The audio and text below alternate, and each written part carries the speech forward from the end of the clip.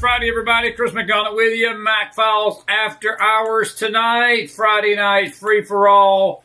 We are grateful to see you. Looks like we got some old friends popping in. Brandy H, hadn't seen you in forever. Good to see you back here tonight. And welcome to you. And good to see some folks in the house. And we're on the news side, X, Rumble, and Facebook. Welcome to everybody. And we're going to be in for a humdinger on this Friday night. We have got a lot of video to show you. We're going to be talking about quite a few things. We had hoped to have James Akers pop in here a little bit tonight. He might still show up before the night's out, but we've got so much to talk about. We're going to deal with this shooting Wednesday night in D.C. of these two Jewish kids. We've got the father. They interviewed him today, and we're going to hear from him of the daughter. And there's more details emerging. It seems like she crawled away when the first shots rang out. The first round killed her boyfriend instantly, but she was shot, but she was able to crawl a little bit. And this demonic monster that Elias Rodriguez literally went walking up to her and followed her on the ground, literally, and shot her again and killed her the second time. Brutal murder.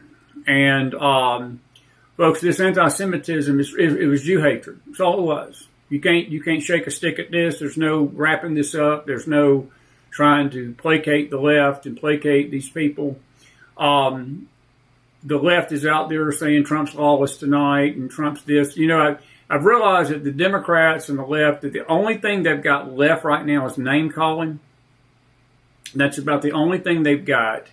And they've got their media cronies and their media crooks and the media lackeys that give them a platform to call names. And, sticks and, what do we say as kids growing up? Sticks and stones may break my bones, but words will never hurt me. You know, that's somewhat true. Some words do hurt. But when it comes to politics, if words hurt you, you're in the wrong business. Chris wouldn't be a good politician because Chris would probably give it right back. Trump's a diplomat. He's trying to be diplomatic sometimes. Sometimes he gives it back. I'd probably be worse than Trump. I just would. I wouldn't let him get away with it. And that's why we love our president. We're grateful for Donald Trump. Hey, I got to play something because it sort of set the tone. We got some wild stuff to show you tonight, but I guess I need to play you something. At least to sort of set a tone, a little bit of not a funny tone, but a reminder of why we do love President Trump. And if I can find that clip, I know I downloaded a bunch, and it may take me a little bit to find these clips tonight, so bear with me. But these are the top 5 moments of Trump. By the way, before I get to the clip, I do want to show you this. We'll start it out. Do you realize that gas prices, today's Memorial Day, we start Memorial Day weekend today, and we will try to have some kind of presentation on Monday for our veterans. The Memorial Day, Veterans Day is 2 different holidays. Veterans Day is in November. Memorial Day is when we recognize those that have lost their life in our military service, the families of the fallen and things of that nature. Veterans Day is we recognize the military, those living members of the military. But I think it's safe to say that we can honor both on both holidays. But President Trump should be proud of this, and I think we should recognize it tonight that gas prices have hit a 4-year low. And these are the lowest gas prices have been on a Memorial Day since 2021. Of course, when Sleepy Joe, or whatever you want to call him, was in office. And it turns out all it took was a new president. And I will agree with that wholeheartedly. Another reminder tonight as we get started. We're going to talk about the illegals a little bit tonight, but tonight's going to be about Islam. Do you realize that, folks, if you cross the border illegally into Canada, you're going to get fined $5,000. $5,000. If you cross the border illegally into Iran, you get 8 years in prison. If you cross the border illegally into North Korea, you are shot dead. And if you cross the border illegally here, at least for the last 4 years at least, the last 4, and then take away Trump's first term and go to the last 8. So let's say 12 out of the last 16 years. Crossing the border illegally would get you a driver's license, medical insurance, clothing, food, housing, welfare, free legal representation, education, free college jobs, all sponsored by the U.S. government. Speaking of North Korea, I'll find that video of Trump in a minute, but I want you to listen to this defector. She was on a show. I'm not sure what show she was on, but she was talking about life in North Korea and how they basically, what they do to their, before I do that, here I found it right here. It didn't, when it downloaded, it didn't give me the title. Trump's moments. These are the top 5 all-time Trump moments, and I'll get back to the North Korean defector because it ties into what we're going to talk about tonight. Vintage Trump over the last 6 years, 7 years, 8 years. Some of these are priceless. Roll the tape. Something you should know. What was that? Is that a dog? It's Hillary. This is a tough business to run for president. I know. You're a tough guy, Jeb. And we need to have a leader that is real tough. You're never going to be president of the United States. Yes, he is. Twice. Well, let's see. I'm at 42 and you're at 3. So far I'm doing better. Doesn't matter. So far I'm doing better. It's just awfully good that someone with the temperament of Donald Trump is not in charge of the law in our country. Because you'd be in jail. Secretary Clinton. Go ahead. Sure. She's shocked that I picked her. No. She's like in a state of shock. I'm not thinking, Mr. That's President. okay. I know you're not thinking. You never do. I'm sorry? No, go ahead. I don't like mosquitoes. I don't like those mosquitoes. I never did. Okay. Speaking of mosquitoes. Hello, Hillary. How are you doing? Okay, so that gets us sort of a good mood because some of these videos I'm about to show you is going to put you in a bad mood, so I figured we need a little levity here at the beginning. I want you to listen to this, folks. This is what happens in other countries, especially North Korea. I want you to listen to this lady. She's a defector. In North Korea, every room has to have a portrait of Kims. And the inspector comes out of nowhere in the middle of the night and then touch the portraits if they see any dust. They say your royalty is not high enough. And then you can get executed and sent to prison camp 3 generations of your family. And so if the picture is dusty, you get executed. Yeah, and if your house get on fire, the first thing is not you run with your family or your children or parents. You have to protect the portrait with your life. Otherwise, the 3 generation gets punished for that. I want to say it again. I want you to play that again. This is in North Korea. He was Joe Rogan. I didn't realize whose show she was on from the clip. She's a defector. She's saying that in North Korea that you must keep a picture of Kim Jong-un in your house, and if you're caught without it, you're basically shot. These Democrats are saying Trump is a threat to democracy. I think they should move to North Korea and just see what a threat to democracy and freedom really is. Listen to this again. It's interesting. In North Korea, every room has to have a portrait of Kim's. And the inspector comes out of nowhere in the middle of the night and then touch the portraits if they see any dust. They say your royalty is not high enough. And then you can get executed and sent to prison camp 3 generations of your family. And so if the picture is dusty, you get executed. Yeah, and if your house get on fire, the first thing is not you run with your family or your children or parents. You have to protect the portrait with your life. Otherwise, the 3 generation gets punished for that. You get punished for that. And that is what's going on in North Korea. We have got a Muslim Islamic takeover, folks, of the United States of America. I want to go to our newswire tonight first, and then we'll get to these videos. I've got so many videos. I could keep you here till tomorrow, but we won't do that. But I do want to just go over a few news stories. We've posted these in our Telegram room tonight in the Mac News and Journal Report, and also our McFiles channel page. And I don't know if you heard about this. This happened just this afternoon. More than 100 National Security Council staffers have been placed on leave Friday. The Trump administration is overhauling the National Security Advisory Team, and they were given less than an hour to clear out their desks. CNN reported the Crap News Network, and I know that the left is going crazy. That's what made Jamie Raskin go on CNN and claim that he is the most unlawful president we've ever had. Yeah, that's right. Trump's National Security Advisor Mike Waltz and his top deputy Alex Wong were fired this month. And Jeffrey Goldberg, an anti-Trump editor, claimed that he was accidentally added to a secure signal group. Well, Trump is not playing around, and he is going to clean house, and he did. And we will keep you updated on that story. Nearly 100 of them have been let go, and good for him. It needs to be. It absolutely needs to be. That's why I was hoping to get James on tonight to talk about that a little bit, but we'll get him on another time. By the way, this is another big story. James Comer, the House Oversight Chairman, has identified 5 Biden aides who were involved in the cover-up of the auto pen and his mental decline scandal, meaning these were the people that were probably signing those pardons and signing these documents and signing these executive orders.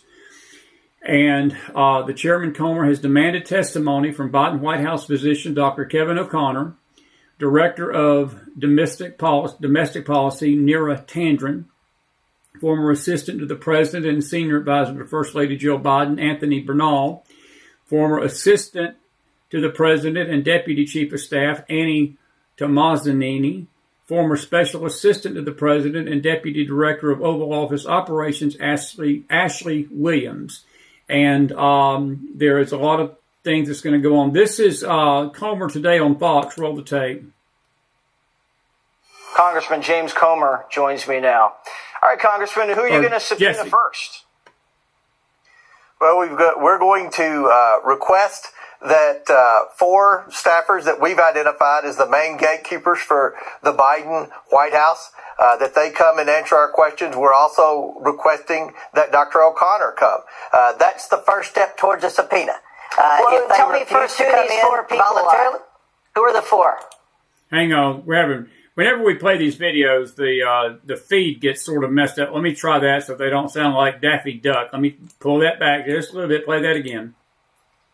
Well, there's no names that anyone that normally watches Fox would know. They're behind the scenes. They fly under the radar. These are the unelected bureaucrats that we believe had an overwhelming influence over Joe Biden and could have possibly been serving as de facto president of the United States. The first step to issue a successful subpoena is to offer someone an invitation, a sincere request to come in and answer questions. If they do not, the next step will be the subpoenas. I agree with everything that the last person said about subpoenas, except the special counsel. I think that we can do that in Congress. We're going to bring these people in for depositions and transcribed interviews, and we're going to ask every question that a good journalist like yourself, Jesse, would ask. The American people want to know this. Momentum's on our side. New evidence has emerged just in the last few days, and I think that all eyes will be watching this new investigation by the House Oversight Committee. So you don't want to say the names, and that's fine. Maybe you don't want to tip anybody off, or maybe establish at least kind of a decent relationship with this thing. Would you expect to subpoena Hunter and Dr. Jill? Yeah, I think we're going to start with these and see where the road goes. You know what I said back during the end of the Biden administration, that our sources were telling us that Hunter Biden was spending more time in the Oval Office than Joe Biden. Wow. I said on some shows that Hunter Biden was essentially the de facto chief of staff, and people like Jake Tapper made fun of me on the liberal CNNs, and I think Morning Joe did as well. Now Jake Tapper's doing interviews saying, I'll save you the rest of it. That we're having problems with that YouTube feed. Gateway Pundit has terrible videos when they post them. They embed them in the story. Bottom line, folks, hopefully we'll get to some answers. I'm going to put my screen up here, and let's see here, so I can talk to you up here. Listen, bottom line is this, folks. And by the way, the individual says your sound's low. Turn your volume up. My volume's going to the red, so it's not on this end. But the situation is going to be a interesting one if something is done. I could care less about hearings. I keep hearing all of these Republicans come on Fox. Jordan does it. Comer does it. All of them come on Fox, and we're going to get to the bottom of this, and we're going to have hearings, and we're going to have subpoenas, and jack crap is done. We're subpoenaed out. We're hearinged out. We already know Joe Biden was a walking vegetable. And I don't mean that with any disrespect tonight. But from a presidential perspective, folks, you had a man that was not here. And if these people signed all these executive orders and they were running the country, I think the country sort of needs to know that, because some of their actions could have been deemed unconstitutional. But there's a name that was not mentioned that you need to remember and need to listen to tonight, and that's this lady right here. She is from the Obama years, and I think we played the clip either last night or Tuesday night from Anita Dunn. And she evidently is emerging that she was basically the one running our country. And you say, who is Anita Dunn? Well, Anita Dunn was the brilliant, and I put that in quotations, the brilliant individual during the Obama years that was going to be put in a cabinet office until video surfaced of her praising Mao Zedong. Yeah, that Mao Zedong, the Chinese dictator that had the blood of tens of millions of Chinese on his hands because he ruthlessly ruled China as a communist dictator. And she was praising him as an example of how the nations of the world should be run. And so go figure. So if you want to know why it felt like a communist regime for 4 years in America, remember this name. And I promise you it will come back up. And if the truth is actually spoken and found out, you're going to find out she was at the bottom of a lot of this. More to come. More to come. And I hope Comer, I could care less about his hearings. I could care less about these hearings. People like him get on my nerves. They just get on my nerves. He's not going to do a thing. Look, he's had the Hunter Biden laptop in his possession. He's had all this time to prosecute people. They've done zilch at Congress. They're going to do zilch. Pam Bondi and the Department of Justice, Patel, all of them. I don't care about hearings. I just want the truth. And I want to see if they did something wrong, them to go to jail. Do not pass go. Do not pass collect $200. Carry your carcass to jail. I think I can get an amen in the house on that. All righty. This is the father, not the guy in the picture there, but the father of the suspect in Jewish Christian couple slaying says that he was a guest this past year at Trump's address, if you can believe this. He was a guest of the Democrats. And a Democratic representative reportedly invited the father of the anti-Israel suspect accused of murdering 2 Israeli staffers in D.C. to President Trump's joint address. The New York Post reported a spokesman for Representative Jesus Choi Garcia, a Democrat of Illinois, says Eric Rodriguez was our guest during the president's joint speech to Congress, but noted the office was not acquainted with the man's family. And the guy's name is Elias, and I'm not sure if this is the same guy, but Garcia previously said the elder Rodriguez is a veteran. So Eric is the daddy, Elias is the son. And Garcia previously said the elder Rodriguez was a veteran who served his fellow veterans. The outlet continued. Rodriguez also appeared in a Service Employees International Union video the same day and said he was an Iraq war vet and an employee with the Veterans Affairs. His son Elias is now accused of killing 28-year-old Yaron Lachinsky and 26-year-old Sarah Milgram in cold blood as they left an event at the Capitol Jewish Museum that happened Wednesday night. The Jewish Christian couple was planning to get engaged soon, and there they are right there. My heart still breaks for them. My blood is still boiling, and I'll explain why in a minute. But this is the video. We played this video before, but I'll play it again. This is from Marina Medvedev, a great YouTuber and a great X account. This is the moments after the shooting. This guy was a monster. Roll the tape.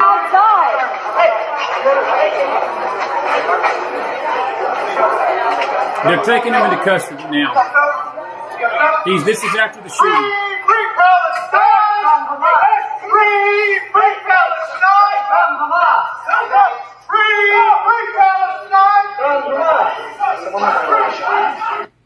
And that was a shock to the people that were there. We're going to play a clip of the girl's daddy here in a minute. He fired 24 rounds, 24 rounds into the couple, on the couple.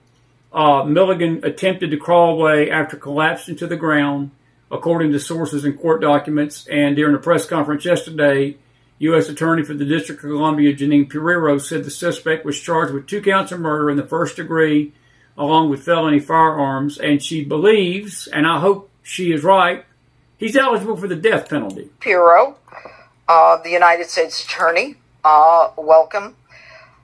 Our community today is reeling as a result of one person's actions. 2 families now are left to grieve for dreams that will never be reached. And as I speak right now, there is an individual who is being presented in court and charged with various crimes.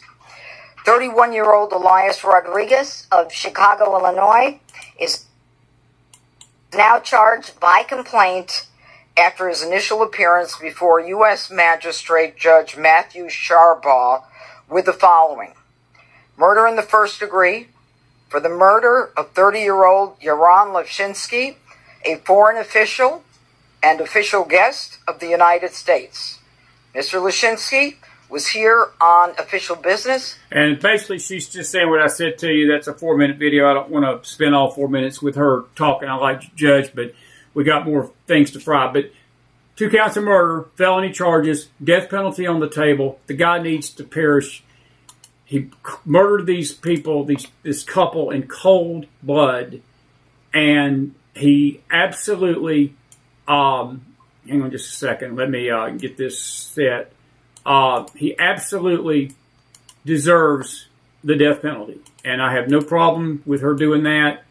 And I hope that, again, this takes place. I got a lot more to say about this. I want to come over to our stage, and I'm going to play Letitia here in a minute. She's in trouble tonight, a lot of trouble. But here's a couple more videos, a couple more pictures of that family, of the couple there.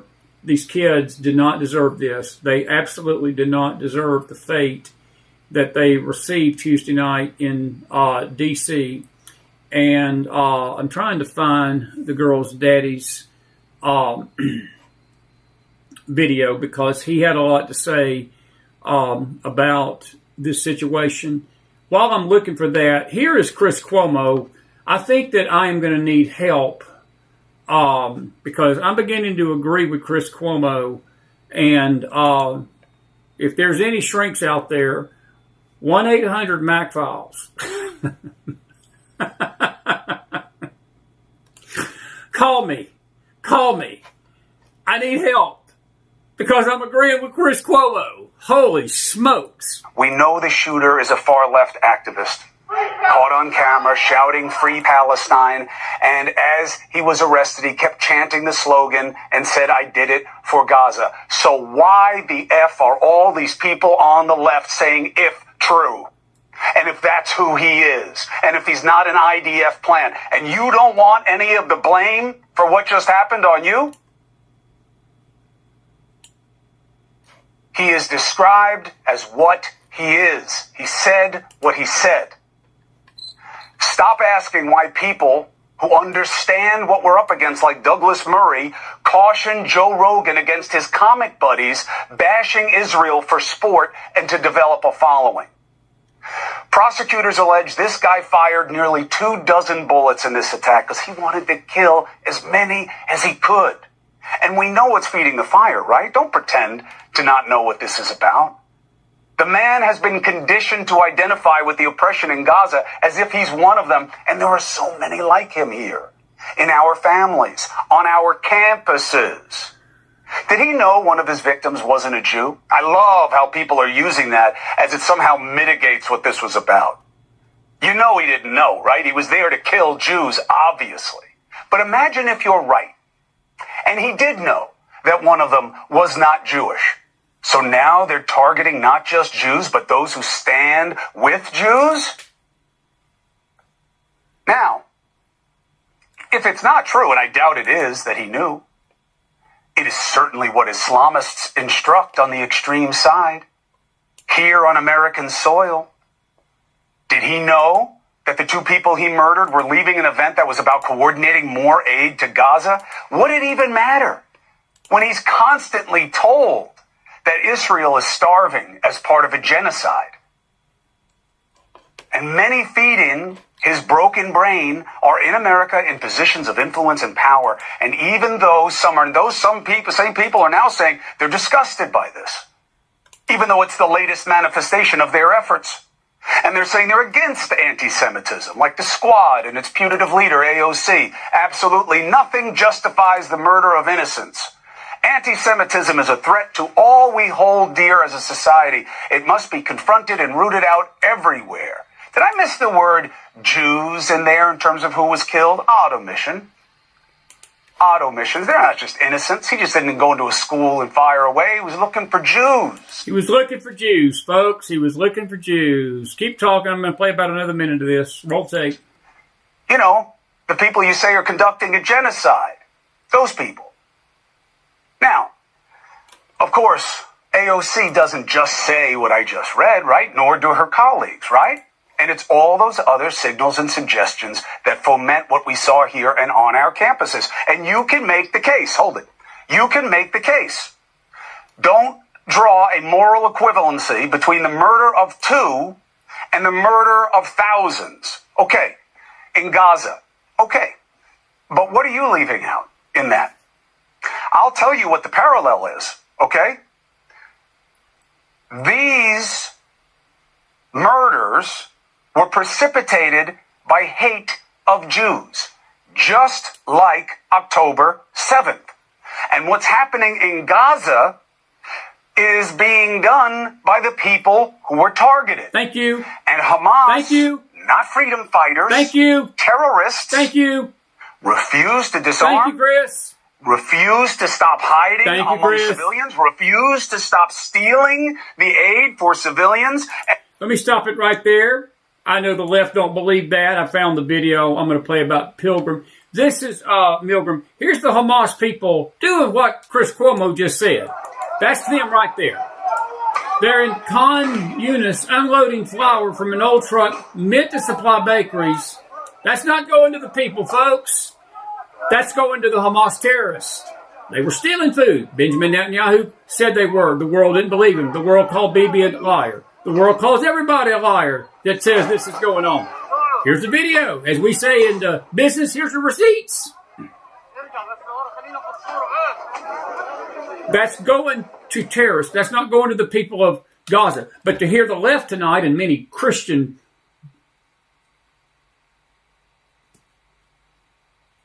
anyway, that Israel is the one starving the Palestinian people to death. As I said, God help me, I'm agreeing with Chris Cuomo. And refuse to return who they stole. That's right. And these 2 victims did nothing to this guy who killed them, whereas the people in Gaza, many of whom don't support Hamas, but many who do, October 7th is on Hamas. And until they turn over their people and surrender, how can you draw a moral equivalence between what Israel is doing and what started that? You can say it's too much. Of course it is. You can say there should be more aid. Of course there should. But the nexus of all of it necessarily goes back to the terrorists who started it, who are still there, with the tacit, if not open, respect and support of many people in this country. We have no idea how deep this problem goes here at home. Democrats, my brothers and sisters. I'm not going to I won't play the last part of that. He's, and the lady that says he's playing good for his brother, I don't know about that. His brother ain't going to see the presidency. His brother's going to see the inside of a federal prison based upon what he did to those nursing home patients in New York. He just said something there, though, at the very end of that clip, that we don't understand the depth of what we're dealing with. And, folks, let me say this. If there's anything I've ever agreed with Chris Cuomo about, I believe that. It's what our subject of our show tonight is. And, by the way, we'll take your questions and comments at the end tonight. Anything you want to say. So hang out with us, and we're going to let you espouse what you want to espouse. But I want you to listen to me for right now. We've got a takeover, folks, of this world, and we've got a takeover of this country by Islamic jihadists, not Letitia James. She's going to be seeing the inside of a jail, too, hopefully. I want you to listen to the daddy. This is the daddy of the girl, and then I'm going to sort of let it all hang out here for a few minutes. This is Mr. Milgram, Robert Milgram, the father of the daughter that got slain in cold blood Wednesday night. I want you to listen to what he has to say. Roll the tape. Ambassador broke the news to us. And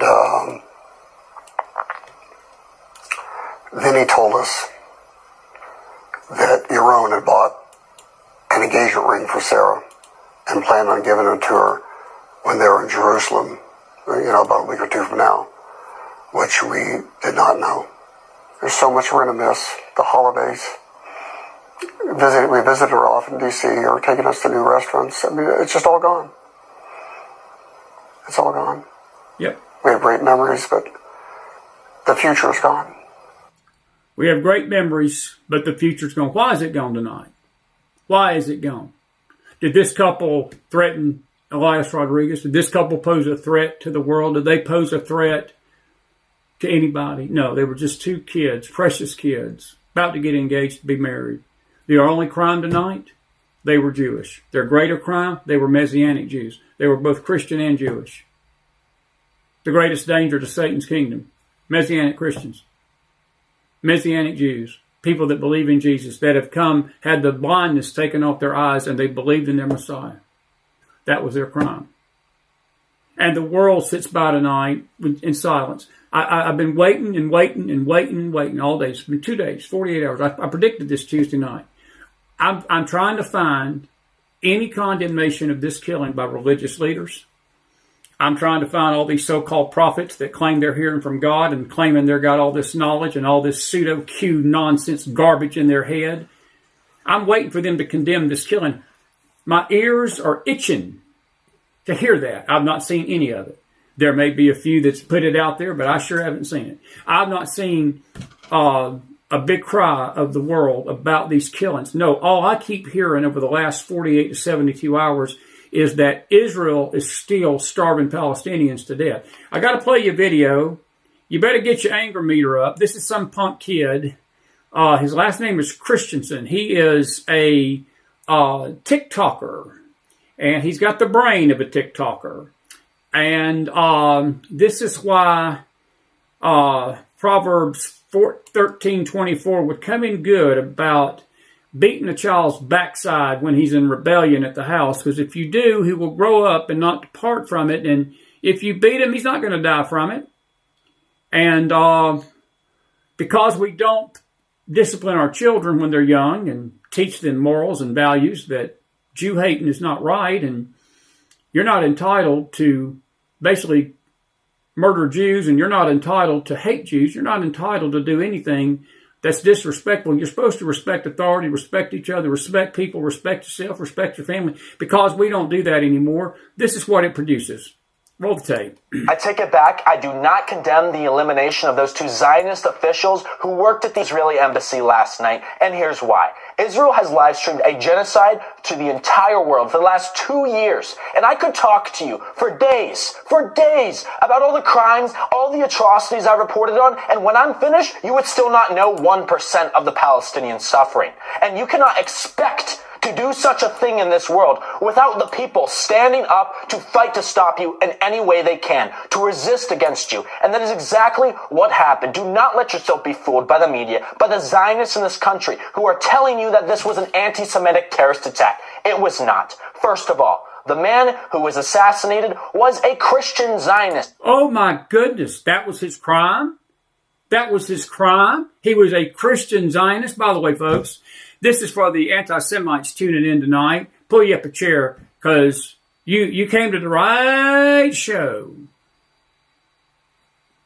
You know, I hear all these Q people tell us that Zionism is so bad. Zionism is just basically a belief that Israel has a right to their homeland, which they do, a God-given right, a biblical mandate. Now, they're not going to get that land until after the terrible great tribulation that's coming, but that land does not belong to the Muslims. It does not belong to America. It does not belong to the European Union. It does not belong to the United Nations. It does not even belong to Israel in many ways. It belongs to God.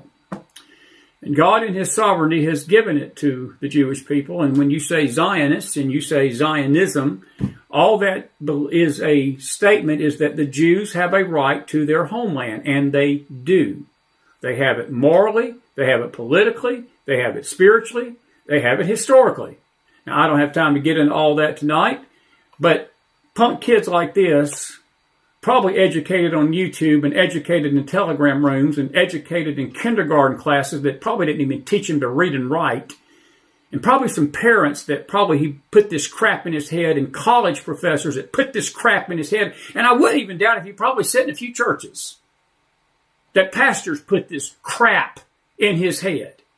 This is his view of the crime of Yaron Lachinsky, who's dead tonight because he was a Christian Zionist and a Jew.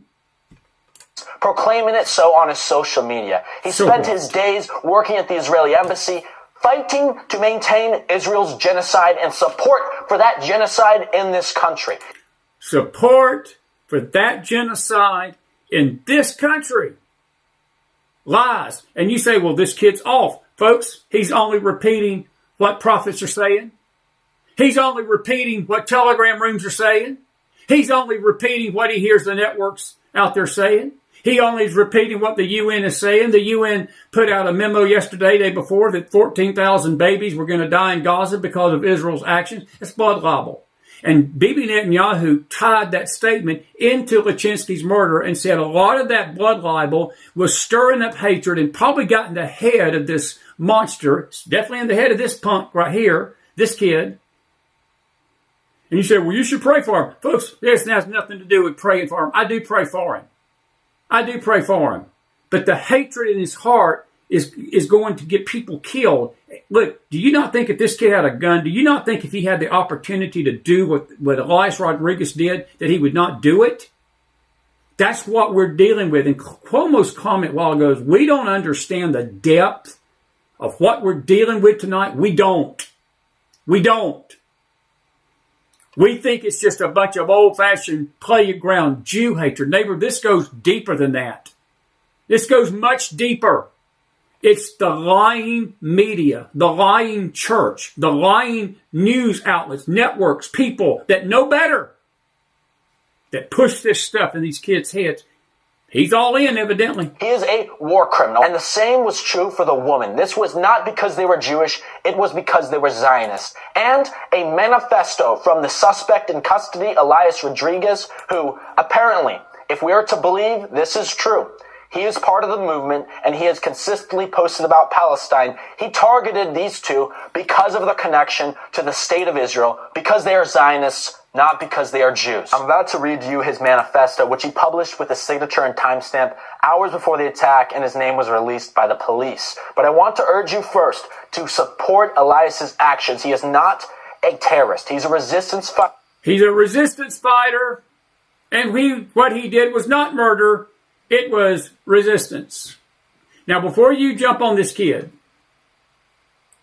before you say, well, this kid's ignorant and so forth, and it is ignorance, folks, but it's hate. Ask yourself the question. This kid's probably, 20? He doesn't look like he's even shaven. He's probably 18, 19, 20. He didn't wake up with this knowledge in his head without somebody putting that crap in his head. See, that's the question we need to be asking tonight, is who is putting this crap in these kids' head? He's probably, I don't know where the kid goes to school. I don't even know who this kid is. Christensen is his last name. I don't know where he goes to school. I would bet that he's heard this in some classroom. I bet he's read this somewhere. As I said, I'm not even sure he hadn't even probably visited a few American churches and heard this crap. I'm not so sure he hadn't read a few telegram rooms with prophets spewing this crap, and teachers and evangelists and people of that nature that hate the fact that Israel is in God's plan, and they don't want Israel to be in God's plan for the future. They think America's in God's plan, and America only. And they think the Middle East is for the pickings of Islam. This kid's Islamic. I mean, he is Islamic. By the way, Islam, I got to play you a video because the West thinks that Islam wants peace with it. Islam don't want peace with it, neighbor. Islam wants submission. You either submit to Allah or you get your head cut off. That's what Islam wants. It's what it's always wanted. And I asked the Lord before I came on the show tonight, I said, Lord, let me mix this with love and truth at the same time. I want to make it clear to the Muslims. We do not hate you. You hate us, but we don't hate you. We as Christians, we love you. Allah is not God. Muhammad is not your, let me change that. Muhammad is not a prophet that we listen to as truth. Muhammad is a liar. And Allah is a liar. Allah is not God. The God of Abraham, Isaac, and Jacob is God. The influence of Muhammad and the influence of this demon God in the desert called Allah is infiltrated this kid. But it's not just infiltrated this kid, it has infiltrated the countries of the world. I'm going to play about another 2 minutes of this. I can't stomach much more. This is a 7-minute video. I'm not going to waste 7 minutes. But I want you to listen to this kid. Don't blame him. Don't blame him. Blame the people that put this crap in this kid's head. And the fact is that the fight against Israel's war machine, against their genocide machine, against their criminality includes their foreign diplomats in this country and internationally. And I want to remind you that while this attack took the lives of 2 human beings, Israel has murdered thousands of Palestinian civilians in cold blood without any shame. Where's the proof of that? Where's the proof of that? Where's the proof of that, kid? There's no proof. To you anti-Semites out there, where's the proof of that? Hey, Stu, are you listening, Stu? Mr. Snake Venom Man, where's the proof of that? Stu put it out just not even 5 minutes after the 2 kids were gunned down Wednesday night that solutions are great. Final solutions are good. Final solutions are great, which is a reference to the Jews being put in gas chambers to the tune of 6 million of them in the Second World War and the Holocaust, likening the event of 2 Jews being killed as being a good solution. Final solution being great. What I'm going to do, I'm going to post this kid's video in the Telegram room. You can listen to it if you so desire. I have no desire to play any more of it tonight. But if you don't believe Islam has taken over the world, I want you to watch these videos real quick. And we're going to start here with, this is, I want you to listen to this guy first before we do the videos of the, all the world going on, because it's mind-blowing what he had to say. Now this is, I think he's Muslim. I can't really tell if he's mocking Americans. I can't tell if he's warning Americans. I can't tell if he's arrogantly telling us that his religion is coming for us. So I'll let you make that call. But he posted this today. Roll tape. White people, if you are white and you're listening to this, listen very closely. Lately I've been seeing many of you complaining about Islam and the immigration and stuff like that. And I'm going to separate the white people in 2 categories. The Americans, Canadians, and Australians do not count because they are white people that live in a country that's not theirs. You guys have invaded those lands from the rightful owners. So when you guys get back to Europe, then we can talk. But for the European white people complaining about immigration and Islam, first of all, I want to tell you that Islam is going to take over every single square inch of the globe. And you guys might think that it's going to be us, dark-skinned people, that are going to take over. No, it's going to be your own people. As you can see how fast Islam is growing, in the next 10 to 15 years, every white person is going to have a Muslim member in his family. Nowadays, you see white Europeans with blue eyes and blonde hair reverting back to the truth because they have finally seen the truth. And the thing is, there's nothing you guys can do to stop it. You guys can hate Islam as much as you want, and I want to thank the Western media for spreading Islam. A lot of weak-minded Muslims think that the media is picking on us and bullying us, but really and truly the Western media is working with us. They have succeeded in spreading Islam, but intentionally. And a lot of people did not know about Islam, but nowadays we are the most talked about religion on the media, and thanks to the Western media for spreading the truth. And so I want to say there's nothing you guys can do to stop Islam, nothing. And also, just to add it, the weak Muslims are the ones It's like God himself sent that train by when this man was talking. Roll tape. Yeah, just to add it. Sorry about the noise. Just to add, it's the weak Muslims that always talk about Islam being a religion of peace. Islam is not. It's not a religion of peace. It does not mean peace. It means to submit to Allah, and it is a religion of justice. Put that in your head. It's the weak so-called Muslims, the cowards of this ummah, that claim that Muslims are religion of peace. I want to clarify that as well. Islam is a religion of justice. We can be peaceful, but when it comes to it, we know how to defend our land, our religion, and our honor. That's what they believe. Here is, I can't think of this guy's name. He was on Fox a lot a few years back. I don't see much of him now. Great historian. Not a Bill Federer, but he's close. And I will find his name and post it, talk about it next week. What you just heard there, he confirms. Roll tape. Even individuals like this man in the center, Siraj Wahaj, who when I was in a Navy uniform in 1995, held up the Quran at the Islamic Society of North America and said that it is his mission as a Muslim to make America into an Islamic state and replace the Constitution with the Quran. I went to the mic at a conference larger than this and said, this is sedition, I reject your values. And this is in 95, just to tell you I'm not a post 9/11 activist in this issue. And also to tell you that this man is still on boards of many major Islamic organizations. Yep, and you just heard him. I want to play that back about a minute, about the last 20 seconds. This is what they want for America. And replace the Constitution with the Quran. I went to the mic. They want to replace the Constitution with the Quran. Folks, this is why we should not be allowing members of Congress into this country to make policy that do not believe in the Constitution of the United States. When Ilhan Omar and AOC and the squad refused to put their hand on the Bible and refused to say they would defend the Constitution, sorry. Bye-bye. Dearborn, Michigan, Patterson, New Jersey have become Islamic caliphates in our country. And they're literally hotbeds, folks. It's happening right before us. This Muslim city in Texas that we talked about a few weeks ago, and if it would not have been for the alertness of Greg Abbott, and I'm not so sure it's been not too late to do it, it's been stopped temporarily. But I can tell you it's not really been stopped. It's been paused, but it's not been stopped.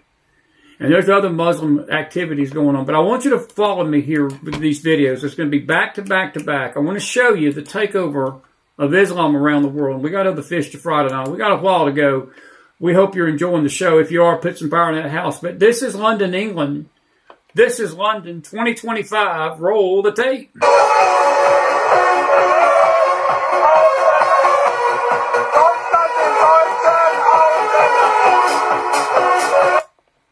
That's London. Trust Allah. This is peaceful protest. Pardon language. Language alert. You children, close your ears. You adult children that have problems with language, close your ears. I've warned you.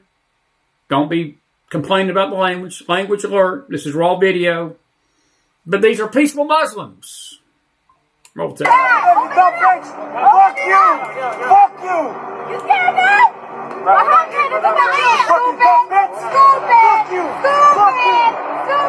This is New York. Open your window, dummy! Open your window, now you're scared! This is Hamburg, Germany. Roll tape.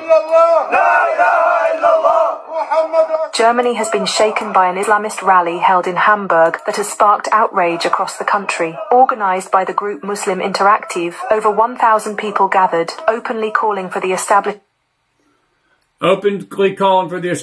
of Sharia law. This one may shock you a little bit, will make you think about checking your meat in the grocery store before you get it out of the counter. This is the Netherlands. Wow. We don't eat pork. We don't eat pork. He was urinating on the pork in a grocery store in the Netherlands. Alleen omdat hij geen varken wil eten? Wow. We don't eat pork. We don't eat pork. This is a dear lady that was on Fox News last night with Trace Gallagher. We're trying to get this lady, and we would love to have her come on the show. She is an Iranian Jew, and she has escaped the Muslim world, and she has a lot to say about what all of this means for America, what I've been showing you tonight. Folks, I want to just say this disclaimer. We're not showing these videos of these Muslims to shame Muslims. We're not. I want to say it again to the Muslims that are listening. We don't hate you. You may hate us, but we don't hate you. I've got nothing but love for you. I've got nothing but concern for you. You know, I was telling the Bible students this morning that Jesus is appearing in record numbers to a lot of Muslims around this world. He's revealing himself. There is some parts of the Muslim world that experience revival. But I'm going to tell you something. This part of Islam, this part of the Muslim world, the jihadism part of it, does not want peace with the West. It does not want peace with Israel. It will never want peace with Israel. It will never want peace with the United States. It is bent on the submission of governments and the overtaking of the world and the United States of America. It wants to see Israel in the Mediterranean Sea. Roll the tape. Sympathy towards these people is appeasement and a sign of weakness, and it's not going to stop them from continuing, and it's not going to keep them right there. You give an inch, they're going to take a mile. And the rabbi begged for something, and I want to beg the American people for something. I am an Iranian Jew. My family escaped on the back of a pickup truck under gunfire in 1985, 1986, and made it, thank God, to this amazing country. In Iran, it started the same way. It started on the college campuses. It was the Islamists joining hands with the leftists. Same thing as it's happening here.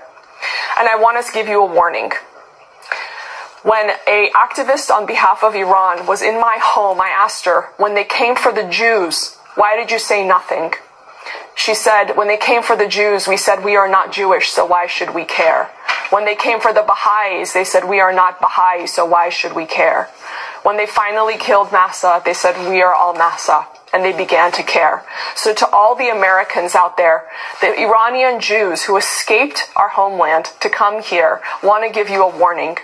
It starts with the Jews, and it doesn't end with the Jews. That's right. You need to speak up. That's we need to take our country back and take it back to the Judeo-Christian values it was founded on.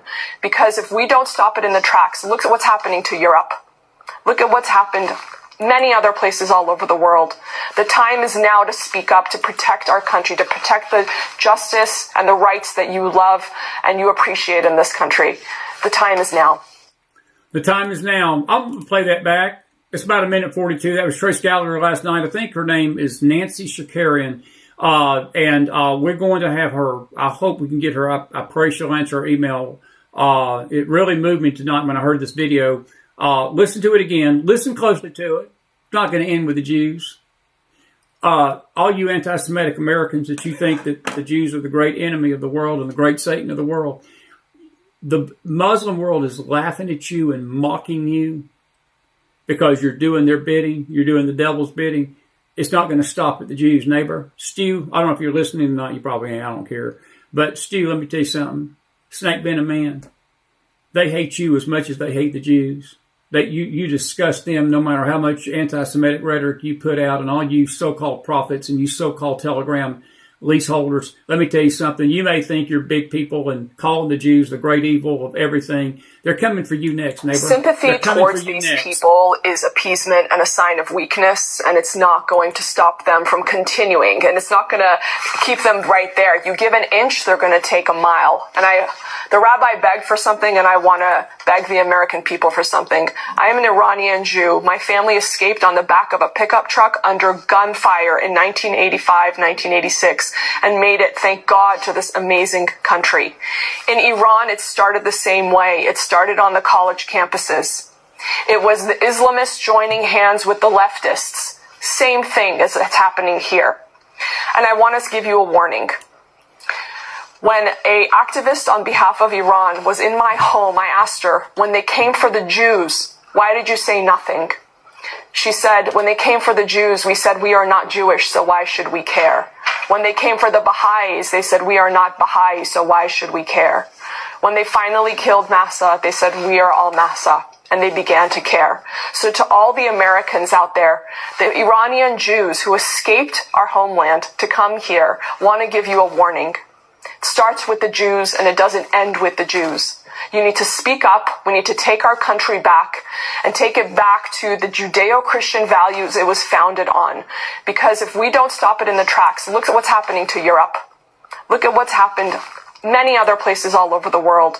The time is now to speak up, to protect our country, to protect the justice and the rights that you love and you appreciate in this country.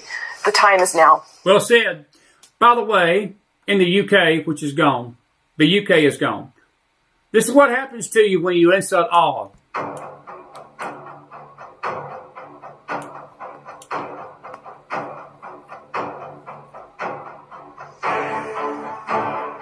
They burn your car and then they put you in hiding. Play that again. This is the UK. They burned his car. This man insulted Allah. This is what they did. He's in hiding with his family tonight because they're hunting him down to kill him.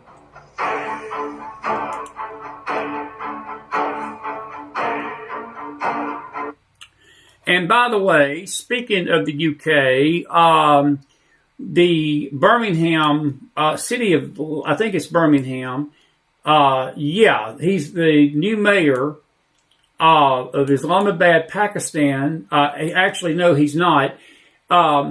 That's him on the right as a terror fighter. He's the new mayor of Derby, UK, and Dr. Eli David, another great Twitter follower. Good luck with that, UK. Good luck with that. You realize that the UK has almost 60% of its cities run by Muslims right now? Maybe 70. It's not by mistake, folks. It's a takeover. It's a takeover. All righty. I think I've made my point on that tonight. I've made my point. I probably haven't, but that's okay. This is a bizarre line of questioning by CNN about the shooting Wednesday night. My goodness. What is wrong with these media types? The crap news network. What is wrong with these people? We're going to take your questions shortly. We're almost done here tonight. I think we're almost done. Roll the tape. As you go forward with what you have seen, can you give us any sense, because you said you looked the shooter in the eyes, can you give us any sense of what you saw in him as he was sort of getting help and people were tending to him as if he too was a victim of seeing this? Can you believe she just asked that? You know what she's saying, folks? That the shooter was the victim. That him walking out of the Jewish museum and seeing two Christian Zionists walking out, sort of similar to the kid with the brain fog on him, that the shooter is the victim because he saw two Jews walking out of the Jewish museum in Washington, D.C. That's the kind of question. Listen to this. Yeah, well, to be clear, I heard about that part because we were in the secure room when he initially walked in. I just saw him screaming and then being handcuffed. But what I saw in his eyes, I mean, I went to Columbia for grad school, and I saw the same thing in his eyes as I saw in the eyes of all the protesters at Columbia. Nothing different between him and them. Thank you. But they did not create this horrific shooting. Yes, they did. Yes, they did, CNN. Yes, they did. Yes, they did. I disagree. Yes, they did. They did not, they didn't shoot. They gave permission. They gave permission. And they have called for this. They have called for Intifada revolution, which is the same thing he yelled last night. Yep. Do you worry that there will be a conflation, though, of the two, those people who are speaking their mind, who really care about what is happening in Gaza, and those people who are like this person who did this horrific shooting, who intend to do harm? For God's sake. A conflation. I mean, they are calling for Intifada. At Columbia University, they call for Intifada constantly. They're not quietly. They're loud. They're loud. You can hear it. They make recordings of themselves. So what's the difference? Are you afraid? Crap News Network at its best. Crap News Network at its best. Speaking of Columbia, this is how they celebrated graduation because of the situation in Gaza. Palestine! Free, free Palestine! Free, free, free Palestine! Free, free, free Palestine! Free, free Palestine! Free, free Palestine! Free, free, free Palestine! Free, free, free Palestine! Tearing up their diplomas.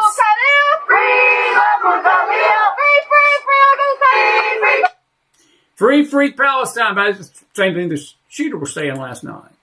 Did you hear the nut at CNN? He was the victim. And how can we conflate what they're doing there with what he did? Well, let me draw this in crayon for you, ma'am. They were saying the same thing.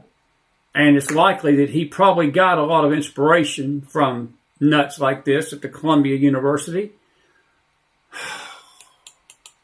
It's a mental disorder. It's a mental disorder. Anyway, I'll leave it at that. We've got a lot more video. A couple of things that we've been covering and we really haven't been able to talk about tonight, the South African situation, and we will get to that more next week. Tonight I wanted to talk about the situation that happened. A couple of news stories real quick here. It is being reported tonight. Cat Turd, who I actually realize he's my neighbor, he's close. He has posted this tonight that Joe Biden evidently labeled opponents of COVID mandates as domestic violent extremists. Newly released documents show, I do not doubt that he did that. I think it's pretty clear that he did that. Here is Elon, well, we showed that last night. I won't play that for you. Again, Elon Omar would not even respond to the shooting. She says, I've got to go somewhere else now. I think we played the ambush video last night before we left about the South African thing. I do want to play this one. I'll just play the one we got on the screen. Tish James is in trouble. And I don't know what it is about these people that they don't realize that these videos stay up on the internet. But this is her on news talk show the other day. She's scared to death. And she says, I don't understand. I've never targeted Trump in my life. This is just political persecution what they're doing to me. And I swear I've never said nothing bad about Trump. The President of the United States has complained that I'm engaging in some sort of political witch hunt, that I've got some personal vendetta against him, that I campaigned against him. That is not true. This illegitimate president who sits in the White House. That president, because he's not my president, he's an illegitimate president. His days are numbered. His days are numbered. We've got to get ready to mobilize, and we've got to get ready to agitate and irritate until victory is won, but more importantly, until Trump is defeated. We will all rise up and resist this man, and ultimately we'll bring him down. This illegitimate president, I'm going to give you the same level of respect that you gave to President Obama, and that is absolutely no respect at all. Donald Trump has got to go. Hey, hey. Ho, ho. Donald Trump has got to go. Hey, hey. Ho, ho. And the day of Donald Trump are numbered. Lock him up. Lock him up. Lock him up. Lock him up. Lock him up. That is not true. That is not true. Of course it ain't, Letitia. Here's Victor Davis Hanson on the Biden meltdown and the Biden cognitive decline, and the media is rolling it. Big Tapper, you failed that test. And you should pay a penalty. CNN should look very carefully on whether they want to retain him, because this is one of the greatest acts of duplicity, moral duplicity I've seen in my entire life. And it joins a long, long, long list of collusion, capers, conspiracy, bogus, frauds, ruses.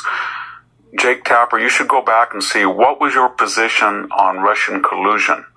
What was your position on Hunter laptop disinformation? What was your position on the Steele dossier? What was your position on the 51 intelligence authorities? And I think in every one of those cases, you failed the test of truth. And you really did this time in the greatest cover-up in the history, as I said, of the American presidency. And it's not over yet. It's not. Here's more on the Jewish situation. Another great commentator about how the left is dehumanizing the Jews and humanizing murder. Roll the tape. That it is. Yeah, I was going to say, I think probably a lot of Jews watching this are feeling the way I'm feeling, which is that I can't believe we're talking about this rather than the fact that 2 people were murdered because the terrorist who killed them believed that they were Jews and was chanting the exact same thing that Jewish students have had to hear chanted at them for 2 years while he did that, who wrote a manifesto that reads exactly like the kinds of op-eds that are written routinely on these college campuses, that the comments on that manifesto are all completely in support of him. He is an outgrowth of the anti-Semitism on college campuses. And how are we not talking about that? That is the story. There is a culture of dehumanizing Jews that is rampant on the left. Nobody wants to talk about it. They're not going to listen to us. We need people on the left to say this is unacceptable. And when it comes to... Is there somebody saying it's acceptable? Did I miss something? I just don't understand why this is not the topic that we are talking about now. I'll answer that, because we're not debating the depravity of what happened last night. That's why we're not... That is not an excuse to deprive American Jews of hearing you talk about it, Abby. What I'm saying now is that what happened last night was evil and terrible. And that's not a topic of political debate. It's not a topic of left or right, or you're on this side or you're on that side. It's just wrong. It's just bad. And I'm not going to set a table for there to be another side on that issue. That's why we're not debating it. But I do think that it's completely fair to bring up anti-Semitism in the context of this discussion, because that's what the administration says that the moves against universities are about in part. But I also think that, there are protests, and then there is anti-Semitism. No, not right now. It's not, Abby. This is why your network, the Cartoon Network with Daffy Duck, has greater ratings than CNN. Because you people have got to be the dumbest bunch of reporting. I've never seen anything like this in my life. The reasoning in these people's minds, I just don't get it. No, you misstated that. No, it is the issue. Because they're not protesting Muslims. I can tell you this right now, Abby. I wish this bunch would start doing this to the Muslim and walking down the streets of Columbia and Harvard and Georgetown and all these other colleges where this is going on with a blank Allah, blank the Muslims, and say blank Allah and blank Muhammad, and put that on their cardboards instead of blank the Jews and blank Bibi, and the Jews are evil and the Jews are this, and free Palestine of the Jews, kill the Jews. Hitler was right. I want them to do this to the Muslims, Abby, and see if it's a protest. See if it's a protest. No, it's not about a protest, Abby. It's all anti-Semitic. There ain't one protest out there on these college campuses that's not anti-Semitic. And I do think liberalism is a mental disorder. That those two things do not have to be and should not be the same thing. They are the same thing, folks. That's what they cannot see. They cannot see it. There is a demonic fog on this country right now. And this demonic fog is going to get us all killed. Because they can't see that if you protested the same manner against the religion of Islam, I tell you what would happen. Columbia University would go up in smoke. You realize that? There would be Muslim protests. The world would erupt. You think the video, you remember the video of Benghazi when Hillary Clinton famously got on television and claimed that the killing of Christopher Stevens, and the 3 other Americans in Benghazi that night was the result of some freak video that some California kid in a basement put out about Islam and complained that Muslims were false and all. Do you remember that was what was blamed, that was used to blame the Benghazi debacle on September the 11th of 2012 on? Turned out to be a complete lie. But just stating it erupted the Muslim world into a frenzy. And we had to blame it on something. We sure couldn't blame it on Barack blank Obama, because they were having the Democratic National Convention the same night it happened. So you couldn't very well go out and say, hey, we just screwed up, guys, and we didn't get the embassy basically protected like we should. And it took us 6 hours to get down there to get help to these guys that were being basically attacked by an Islamic mob in Benghazi, Libya. No, God forbid we tell the truth about it. So it was blamed on an anti-Muslim video. I wonder what would happen tonight, folks, at these colleges. Do you think Harvard, I put it like this, they'll all suit tonight about Trump basically halting international foreign students from coming to Harvard would be the least of their worries tonight. The least of Harvard's worries tonight would not be the millions of dollars they're wasting on endowments and grants because they feel like they've got a right to push anti-Semitism. Abby Phillips was lying to you just then. That is a complete bollocks lie. That the protest and anti-Semitism are not related. There is no protest against any other group right now on these campuses except the Jews. Against the Jews. So, that's how the media twists this. That's how the church twists this. That's how telegram rooms twist this. Anyway. May I proceed? Almost done. Here's a professor that handled it the way I would handle it. Roll the tape. Palestine has existed for over 3,000 years ago. No, it hasn't. And I believe it will still exist until the Day of Judgment. Palestine is a name that does not go back 3,000 years, my friend. Okay? So, here's what I would say to you. This is what I would say to you. Study, and I can send you to a couple places, study the history of that particular landmass and how the names have been changed and moved around and so on and so forth. And the people have come and gone, including Jews, including people who are Palestinians. Jews never left, even at the peak of the Ottoman Empire, whatever empire, Jews were always there. Yeah. Well said, Professor. I'd sit on in this class. By the way, if you don't think this has come to our shores, the Intifada has come to our shores, this was a New Jersey City Council meeting the other night that had to be stopped. You know why? Roll tape.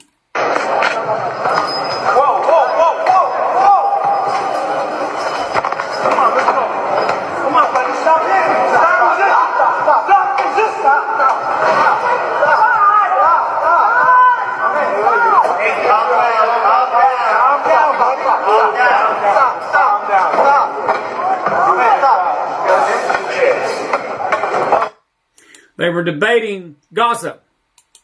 Why would you be debating Gaza in a Jersey City Council room? What is the reason why you would even be discussing Gaza at a city council meeting? Why would you even be discussing that? I don't know. It's Jersey. That's all I got to say. It's Jersey. It's Jersey. I wanted to play one of the video. Here is somebody, Lucy Lee. And she is a whistleblower, and she's not getting a lot of attention on mainstream media, but she sure is getting a lot of attention on secondary media, like us, and I wish we could get her on our show. She's telling the truth about what happened with Joe Biden. They cut her off at CNN because she was telling the truth, but I want you to listen to this. We're almost done. Roll the tape. Terrible. So who is running it? Who are the names? Steve Ricchetti, his senior advisor, Anita Dunn, Mike Donnellan, Ron Klain, Jeff Zients, Bob Bauer, his personal lawyer, who's actually his personal lawyer, who actually leased a book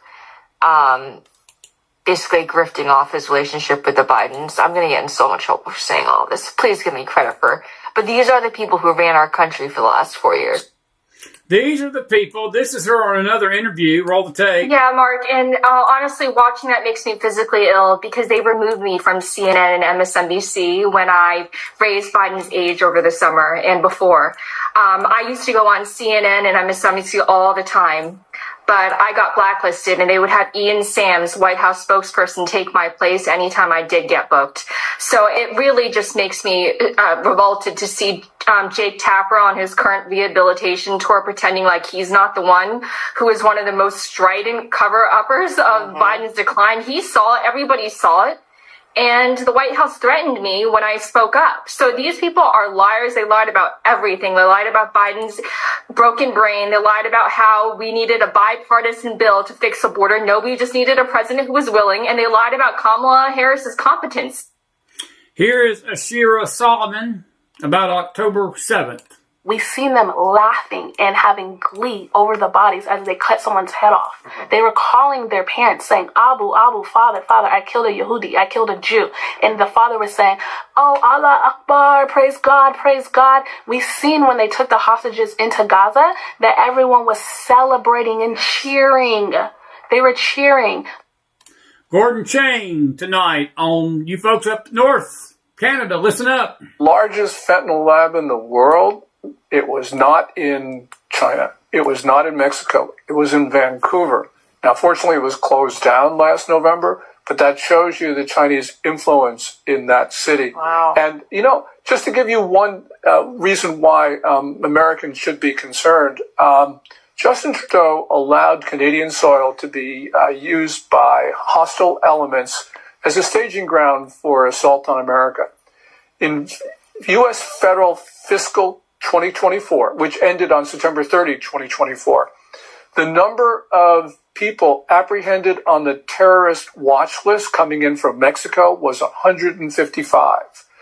Even though the number of people coming in from Canada was far smaller than coming in from Mexico, the number on the terrorist watch list from Canada was 358 in fiscal 2024, which shows you the problems that we have with our neighbor to our north, because I'm in the States. This is Kathy Hochul. This is an older video, but worth remembering. The New York government has now signed a bill that will allow the Muslim call to prayer to be broadcasted 5 times a day. Changed its noise ordinance, now allowing the Islamic call to prayer to be broadcast from speakers year-round 5 times a day. The Muslim call to prayer. 5 times a day, Muslims gather to pray at mosques, but the broadcast for the pre-dawn and nighttime prayers weren't allowed until now. The city eliminated time constraints from the part of its noise ordinance related to religious worship. In the summer, that means the call could go out as early as 3:30 a.m. and as late as 11 p.m. That's stuff happening in the Big Apple. Got to show you one thing on the newswire before I let you go tonight. I don't know if you heard about this. This is this is comical, but this is Hillary Clinton's advice tonight to all you Trump haters out there. So if we got any Trump haters among us, well, Hillary wants you to ruin a Memorial Day gatherings by bashing Trump to friends, neighbors, and cookout attendees. Boy, this burger is great, Roy. What's your secret? Tom, don't you know Hillary Clinton says Trump's new budget is going to increase food insecurity? Something, Roy, I just wanted to enjoy Memorial Day with friends. Shove your burger. Come on, Betty, we're leaving. Rather than honoring the military men and women who gave their lives defending their fellow Americans' rights to live in freedom, 2-time failed Democratic Party presidential candidate Hillary Clinton is calling on her supporters to bash President Donald Trump and his one big beautiful bill that passed the House this week when they get together with friends and neighbors at Memorial Day gatherings this weekend. Quote, I'm giving you a mission, she says. I want you to talk to 2 people, friends, neighbors, cookout attendees, about why Trump's proposed budget would be a disaster for American kids. We owe the next generation every chance, and this isn't it, how the Trump budget would impact kids. And she lists all these lies. It's all lies. Every bit of it is lies. Drastically cut health care, it will not. Increase food insecurity, it will not. Make families poor, it will not. Leave AI dangers unchecked, it will not.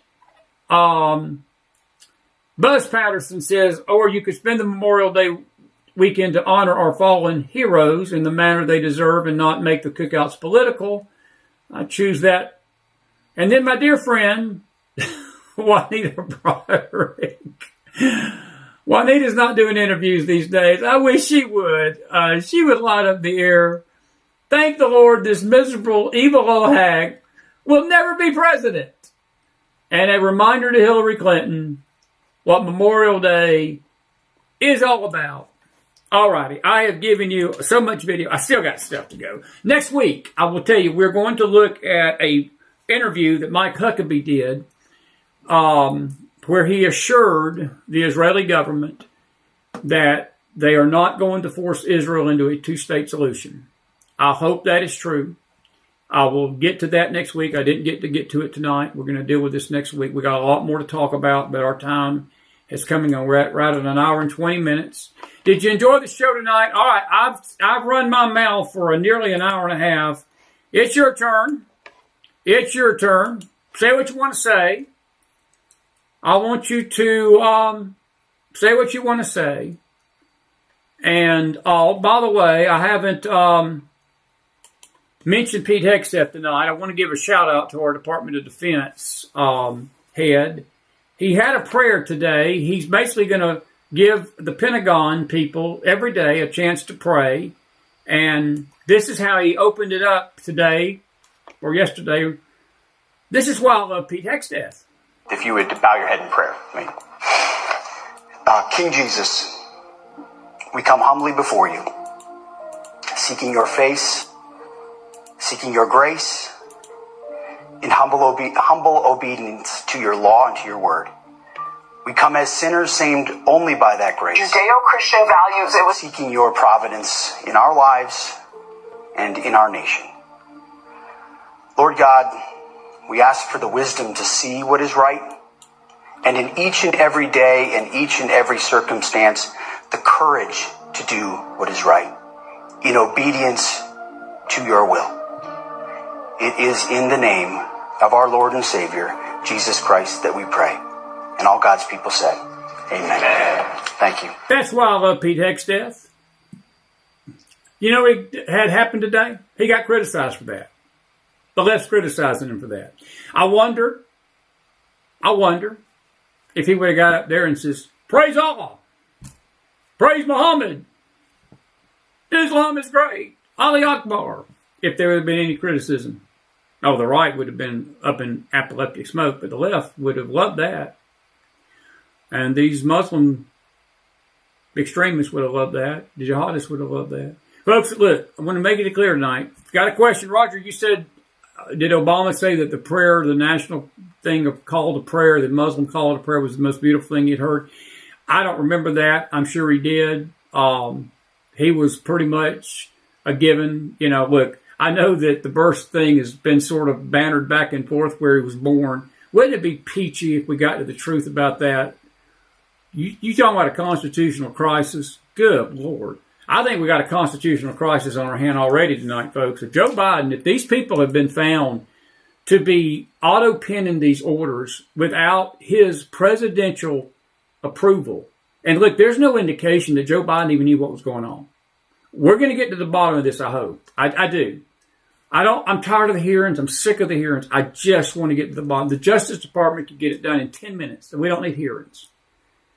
Investigate them. Call these people in. Subpoena them. They don't need to be subpoenaed to Congress. They need to be subpoenaed before a grand jury because they're under oath.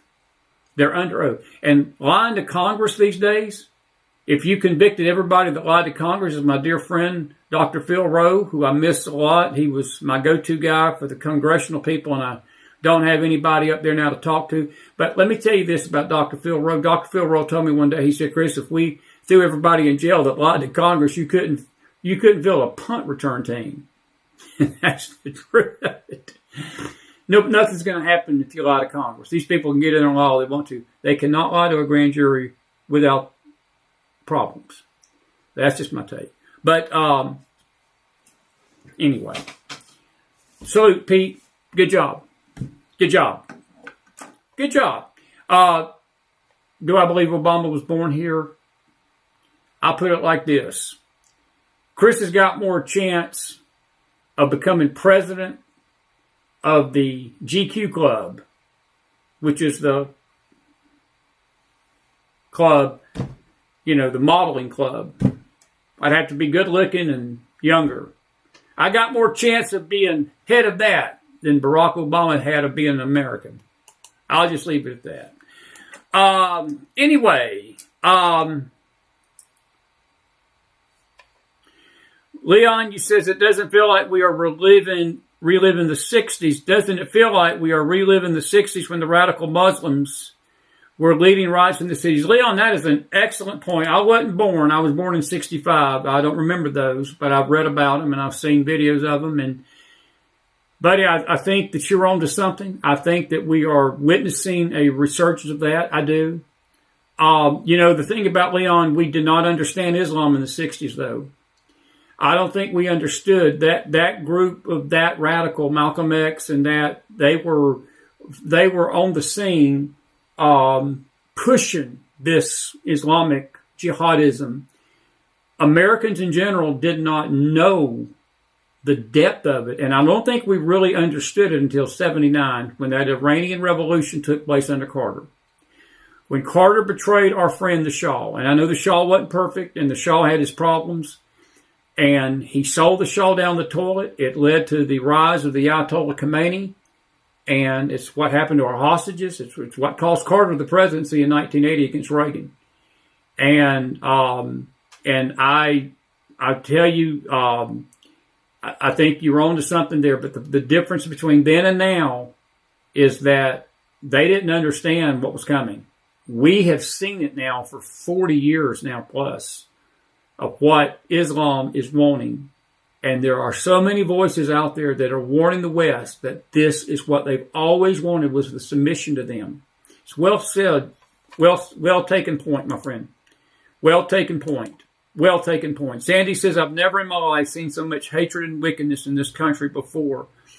But the more I learn about the Bible, I understand why. Sandy, that is so true. It is so good to see you tonight. And Mary, I guess he did say it. I don't doubt that he did. I don't doubt, Roger, that he said it. And I don't doubt a bit. It's been a super great show. Tim, thank you, buddy. Thank you. Do you think, Dennis Floyd says, he's saying, do you think that the double homicide was a planned event or just random? Dennis, I think we're going to have to wait on that. But if you're asking me my opinion, I think this guy knew what he was doing.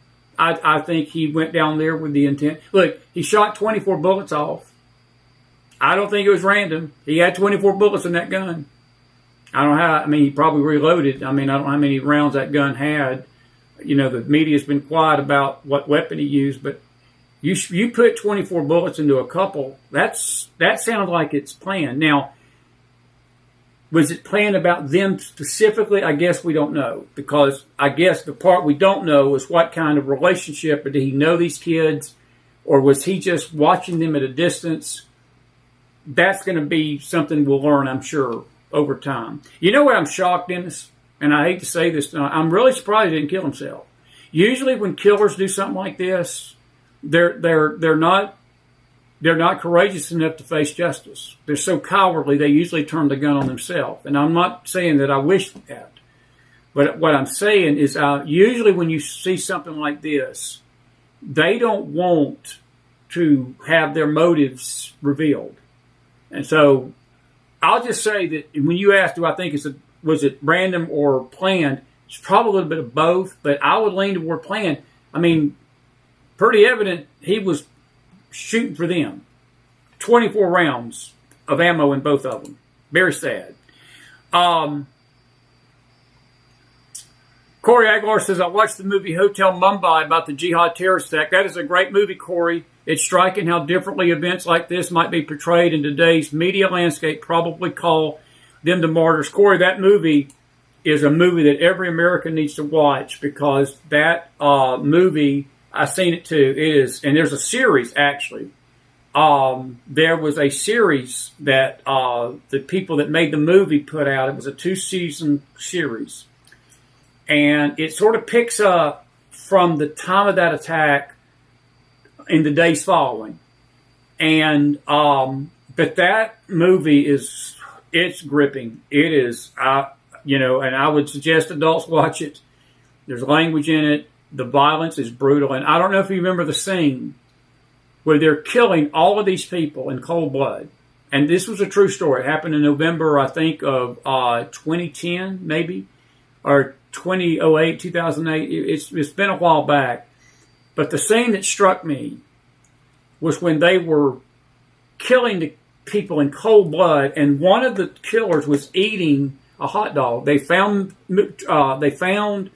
food on a tray, on a hotel tray. He picks up the food, eats it. The other killer comes and slaps the food out of his hand and says, "How dare you eat that? That is sinful. What you're doing is eating pork." But yet it wasn't sinful for them to kill everybody they could find in cold blood. That's the religion of Islam, friend. It's a great movie, and I think your statement is square on. Your statement is square on. And Roger says the terrorists are now called the resistance, and that is what they are. Chris Davis says, what is the world wrong going on with these CNN reporters and anchors? Do they not understand what's going to happen even to them? No, they sure don't, Chris. No, they don't. Chris, I think if they do know, it makes their sin even worse. It makes what they're doing even worse. These people are lying. That is nothing but lying. That is so deceptive, what Abby Phillips was saying to the lady that was saying the Jews were targeted. And see, her take, again, I want to repeat, people need to understand what they were listening to. She was saying that a protest, you can protest, these college protests are not just anti-Semitic, and I disagree vehemently. You do not see them protest in Islam. You don't see them protest in Buddhism. You don't see them protesting anything except the Jews. So, does the CNN anchors know what they're doing? Yeah, they do. A lot of it's Trump derangement, and a lot of it is just plain anti-Semitism. Their network is nothing but an anti-Semite hub. So, it's a good question. Roger Hooker says the liberal news media is not stupid. They are all liars and deceitful and prey upon the willing and the ignorant. Roger, they do. They do exactly. They do exactly. Jay Morris says the green horse of Islam is taking Europe. Britain couldn't get rid of the EU in time. Couldn't get out of the EU in time. That is true. Carol Smith makes a good point. We didn't have the internet then. Carol, that is such, she's referring to Leon's comment about the 60s. That is an excellent point. You know, that is an excellent, excellent point. Good to see you tonight, friend. I hadn't thought about that. You're absolutely right. We did not have the internet back in the 60s, and God knows what would have happened if we did. I mean, folks, if, you know, I was reading a book by Erwin Lutzer, and he was talking about Hitler and the damage that Hitler could have done had he had, think about Hitler with a Twitter account. Think about Hitler with a YouTube channel. Think about what Hitler could have done. Look, Hitler's influence was, it was felt all over Europe. I mean, the war, 55 million people died, including 6 million Jews. But you got to think about that. He did that without really being able to get his message globally. And you think about what would have happened had he, and the way he did his message was he would basically film these reels. And when you would go into a theater in the 30s, you would see his messages from Germany to the American public in Britain. He would broadcast his message through the theaters, through the theater screens. If you've ever seen the King's Speech, there's a scene in there where King George the Sixth, which was played by Colin Firth. It's actually a good movie. I like that movie. But he was sitting there, and he had a stuttering problem, and Hitler was on there speaking boisterous, and his little girl, which was Queen Elizabeth, by the way, the late Queen Elizabeth, she said, Daddy, said, that man is speaking all sorts of bad things. And he says, yes, but he's speaking them very eloquently, isn't he? And it made him realize that he needed to fix his speech because he was going to have to counteract that message that Hitler was given to Europe and the West. And the rest is history. And, of course, Winston Churchill played a big role in that. Winston Churchill was not a perfect man, but thank God he had the moral clarity to see Hitler as evil, whereas most of Britain did not. Folks, the same thing going on tonight. Same thing going on tonight. The enemies have changed. The characters have changed on the board, but the issues are the same. The issues are the same. My goodness. we've actually been doing pretty good. We're in good shape time-wise. Any other questions? Good questions tonight. Keep them coming. We'll go another 10, 15 minutes. Good to see everybody tonight. And y'all have been on ball, on fire tonight. Good. And folks, I'm very aware it's anti-Antichrist and demonic. That's what I've been saying all night. And again, we invite you to listen to our Bible studies. We've been talking about this every day. We've been talking about this every day. So join us in the mornings, 10 to 11 Eastern Time. McFiles Faith Network. We're very aware that it's Antichrist. It is Antichrist. It's demonic. It is demonic, every bit of it. But he can't very well scream about it too much when the Christian faith is involved in it too. And churches are involved in it, and pastors are involved in it, and prophets are involved in it, and telegram rooms are pushing it. It's sort of hard to take a moral high ground as Christians when our own faith is pushing the same anti-Israel rhetoric. That's demonic too. That's demonic too. Maybe we need to do a show about that. Maybe we need to do a show about that. We will soon. Any other questions, folks? Any other questions? Good to see Adele tonight. Sandy, good to see you, dear. Glad you stayed up with us tonight. All you folks that are my regulars in the morning, good to see you all out here. Jason Miller said Jesus is the ultimate Zionist. Amen to that, brother. Good to see you, man. I didn't forget you today, but the time got quickly to me on the radio, and we had to get on, and I didn't have time to call you. We're going to get you back on the K-Star. KStarTalkRadio.com, by the way, folks. KStarTalkRadio.com. Is it K-Star Talk Radio or K-Star Talk Radio Network? Try either one. KStarTalkRadioNetwork.com. You can listen to us rant and rave from 2 to 3 every day. You can't see our face. Good thing you can't sometimes. All righty. I haven't even played. Oh my God, what am I doing? I've not even played this tonight. Bond. James Bond. That's for Johnson. That's not the one I wanted to play. Where is my You've got to ask yourself one question. Wrong one. I'm sorry. I made all these different ones. Where is well, I'll find it. I lost it. I go from the desktop to the laptop, and I always lose this stuff. Because a lie is just a great story that someone ruined with the truth. That goes with tonight's show. Because they lie. Because they lie. That's exactly right. Is this it? Maybe this is it. Perhaps for the longest. No, that's not it. Anyway, we'll find it. I wanted to say this is elementary, my dear Watson. Wait a minute. Here we go. Wait a minute. Wait. Here we go. First time tonight.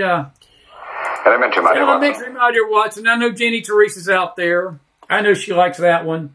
She likes that one. And where's my other one at? Did you enjoy the show tonight? Put some fire in that house. We are so grateful for you being with us tonight. And we are just thrilled that you picked a Friday night after hours to stay with us. A lot better than Colbert. A lot better than your local news. I think we had a pretty daggum good show tonight. It's been a little lengthy, but we hope you've enjoyed it. And thank you so much. Susan, I wished I had the... Do you understand the words that are coming out of my mouth? I will have to find that one. I don't have it on this laptop. I've got to find it. I was downloading them. I will get that. We'll have it ready on the laptop next time. We'll be back home at McDonald North next week, and we'll have it on the desktop. Brandy, good to see you tonight. Brandy H. Stephen, you says, could this be part of the strong delusion of the end time? Stephen, it is the strong delusion. It's the precursor of it. The fullness of that is after Christ comes back for the church.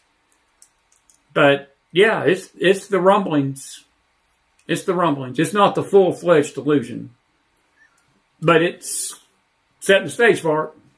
It's setting the stage for it, friend. It is setting the stage for it.